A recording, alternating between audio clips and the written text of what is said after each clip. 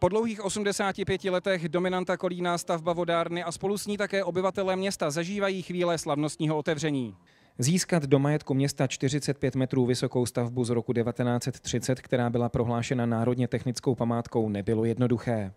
Ono hlavně bylo problematické to, že ten objekt se dostal v 90. letech do soukromých rukou a ten soukromník v podstatě tu budovu měl jenom jako majetek, s kterým operoval do různých zástav a podobně. Nic užitečného s tím nedělal, chátral, stal se pouze terčem vandalů a různých podivných existencí a ta krása té lokality byla pryč. Posléze se město pokoušelo samozřejmě za mnohem nevýhodnějších podmínek dostat tuto památku zpátky. A to se povedlo. Radnice se proto zaměřila na získání finanční dotace.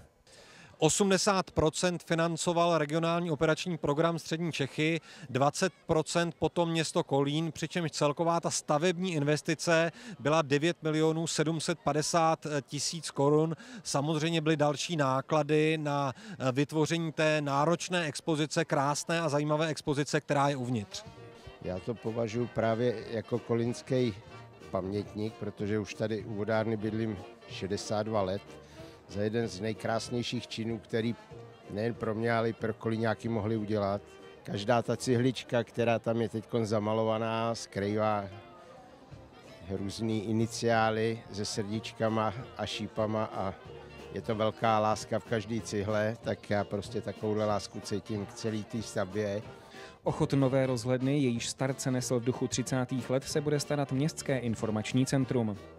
O pohodlí návštěvníků se budou starat dva zaměstnanci, který nám dodal Kolínský úřad práce, takže vlastně vznikly úplně nová 2 pracovní místa. Pochopitelně provoz vodárny nebude tak úplně výdělečný, bude prodělečný, bude dotován z rozpočtu města Kolína. Zrekonstruovaná kolínská dominanta bude všem zájemcům otevřena v letních měsících od 9 do 18 hodin a v zimních od 10 do 16 hodin. Petr Hejcman a Honza Navrátil, Česká televize Kolín.